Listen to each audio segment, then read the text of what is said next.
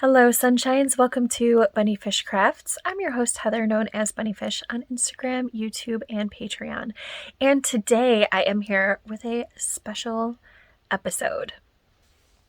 If you've been here for more than a year, you will know that last year I intended it to be the year of the blankets. And I started out really strong, and then I did okay, and then in July everything got thrown off track. But I did manage to finish 3 full-sized blankets. So I did that. And I recorded information about each of those blankets. So I am going to show you what I recorded. I also fixed a baby blanket. I don't think I have the footage of that anymore. And my original intent had been to talk about my other blankets too and have a whole wrap up. That's just not going to happen. Not if I ever want you to see this footage. January 2023 is the month of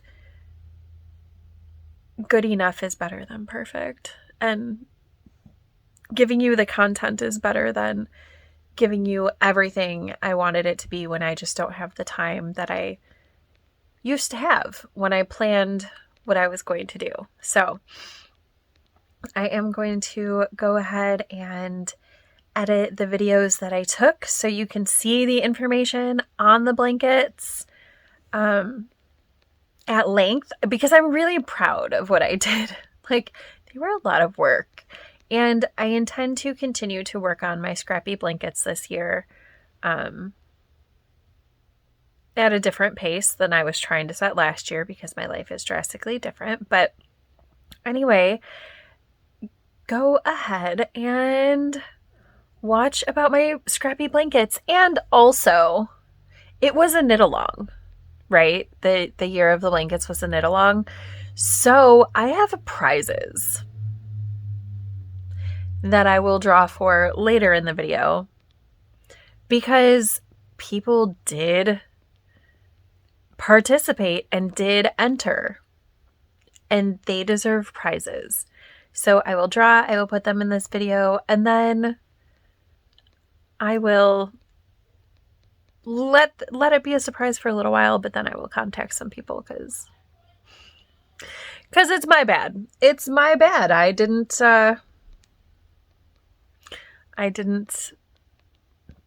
follow through like I had intended. Oh, life happens sometimes. Anyway, I hope you enjoy hearing about my scrappy blankets as much as I enjoyed talking about them. There's no way you can enjoying hearing about them as much as I enjoyed making them and having them. But here we go. Not all scrappy blankets. One was not a scrappy blanket, but 2 of them were. I'm super proud of them. All right, here we go. So thank you, Heather of the future. This is Heather of February 5th, and I'm here to talk about my first blanket finish of the year. This is what I referred to as my large mitered square blanket in previous talkings.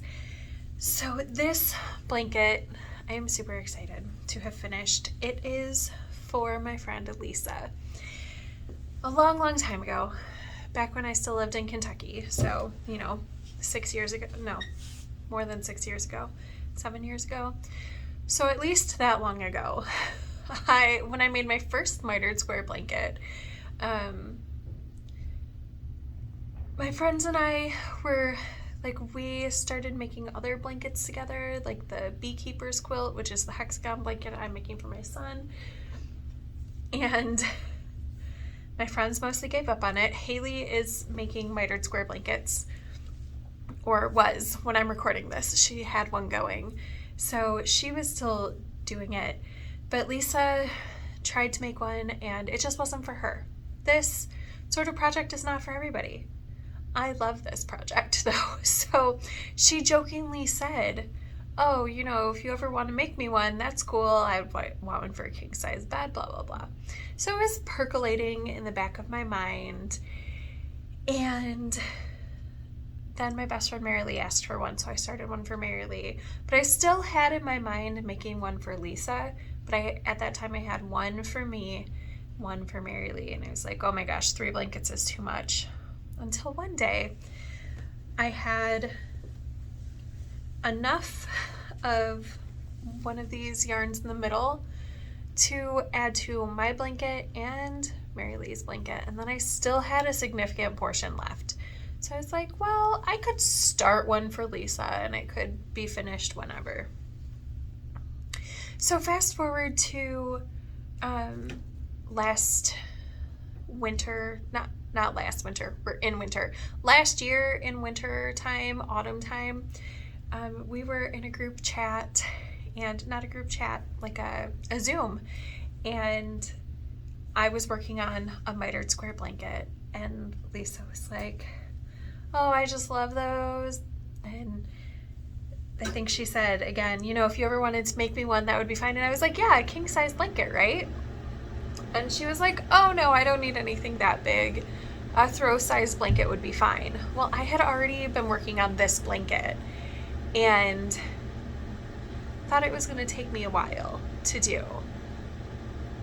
But then she said throw size blanket, and I was like, okay, these squares are big, so I'll get to that in a minute. I was like, I can probably finish that in 2022 and get it to her. So I did. And I am so pleased with it. So, specifications. Most of these yarns all of these squares are different. There might be 2 squares that are the same in this blanket, because I thought I put the yarn aside in a different bag, and I think it may have made it back into the same bag, but most of these squares are different yarns, and they are from projects that I've made, projects from other friends. I don't know exactly when I started this blanket because I didn't put it in Ravelry back when I put things in Ravelry. So, and it was a secret, so I didn't really even talk about it really on the channel. I may have mentioned it, but not really. Never made a big deal about it. So these squares are 41 stitches cast on, so 20 stitches on this side, 20 stitches on this side. I used Shelly King's mitered square blanket recipe. It's what I made my first blanket with, and it came out way before all of the other mitered square blanket patterns came out, and this was free. I don't know if it's still available, but Shelly wrote a series of blog posts about making a mitered square blanket. So making the first square and then attaching other squares. And I think there was one about starting the blanket, 2 or 3 about the middle of the blanket, continuing to work on it, and then a last one about doing an I-cord border. So it was a blog, and you had to follow it to get the instructions, and nothing was spelled out for you, but that worked fine for me. Now there are a bunch of different patterns that you can find if you look up mitered squares, if you want someone to give you more information, but that's what I used. I don't remember what number of stitches she's cast on in hers, but I went with 20 for this blanket because I wanted bigger squares, so I would need less squares overall. This blanket is 26 squares by 16 squares, so that is 320 squares. That's half of the squares, number wise, that I made in my original blanket. I haven't gone back to look, but I really feel like 700 something squares was how many was in the original. This blanket measures 76.5 inches by 52.5 inches, which is 195 centimeters by 134 centimeters. So it's not huge, but definitely a good throw size, and I I'm so pleased with it. And now it's been washed, and I'm gonna put it away so that I can give it to my friend Lisa.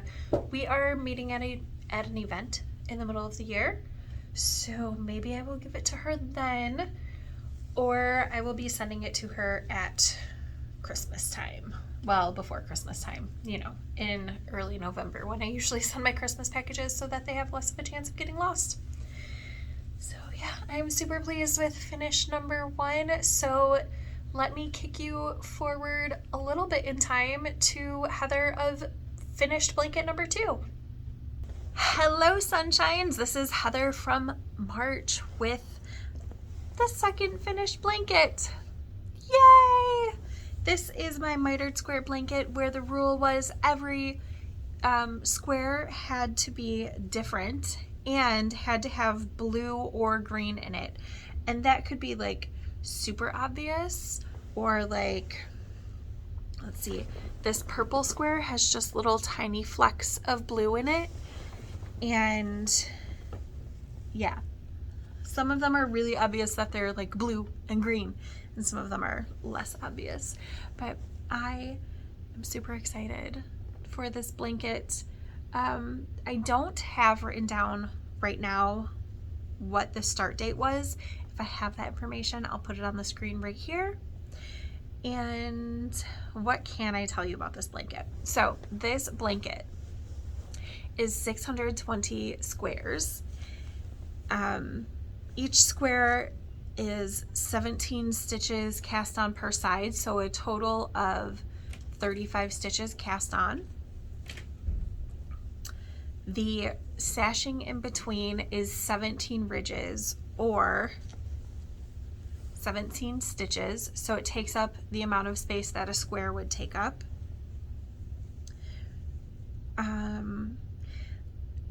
I haven't weighed it. I probably won't, but it is, you know, it's pretty heavy. It's a lot of yarn in here.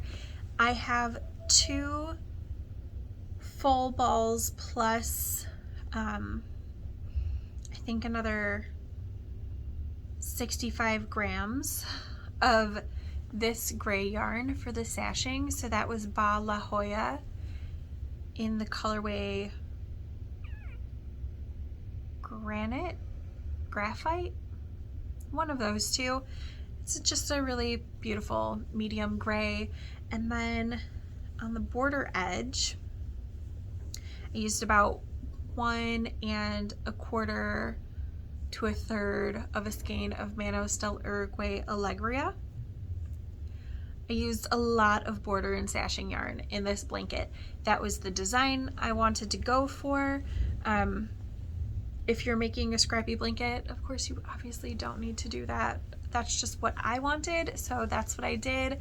It has a 3-stitch I-cord bind off all the way around. So on this side, I did the I-cord as I was knitting, so it's not a bind off here, it's just an edge, and then across the top and bottom, the long edges, this is an I-cord bind off. I picked up all of the stitches on the long, or on the short sides I did long rows, so I picked up all of the stitches and worked all the way back and forth for the border. And then on the long sides where I did the short border, this is an applied edging where I knit across, did my I-cord on the edge, came back and knit a border edge with a stitch that I had already picked up for the border. The blanket is significantly sized. It is 59 inches by 93 inches, which is 150 centimeters by 236 centimeters. So for a 1-person blanket, it's pretty big and cozy, and I could not be more pleased with how it turned out. I am excited to cuddle with it, and I think it was well worth the wait. Absolutely. So I will see you again, hopefully in April, with a finish, but you know, who knows? when the next Heather will be here. How exciting! Here is the side-by-side blanket, all finished, patterned by Nicole St. Pierre, and it is on the tables at work so it can dry. I washed it in my washing machine this morning. Now I'm laying it out to dry. It is 100% superwash merino, so I knew it would grow, which is good because I was a little bit worried about the width of it when I finished. It just seemed really narrow, but now it's all out and look how pretty it is. It's still very wet. I just laid it out because they just left. But how cute is that? All right, sunshines, I have drawn the winners, and the winners for Year of the Blanket are Julia Weesheep and Verna Bradshaw. Thank you so much for everybody who participated, and for the 2 winners, please email me which prize you would like. Those are going to be on the very next slide. I have this gorgeous sheep bag that was donated by a friend of the podcast. Or you could pick one of the 2 lovely skeins from my stash. It is a pet-friendly home, but I keep everything in plastic bags all the time. So probably no pet hair in them. They are fingering weight yarn, victory sock, nylon merino blend. Or if none of those prizes are to your interest, then you may pick up to $10 in patterns that can be gifted to you via the internet. So through Ravelry, through Etsy, whatever you like, go ahead and send me an email. And thank you so much for participating. I'm sorry it took me so long to get my ducks in a row, but I really appreciated all of the work that everybody did on their blankets. I will see you again soon, friends. Bye for now.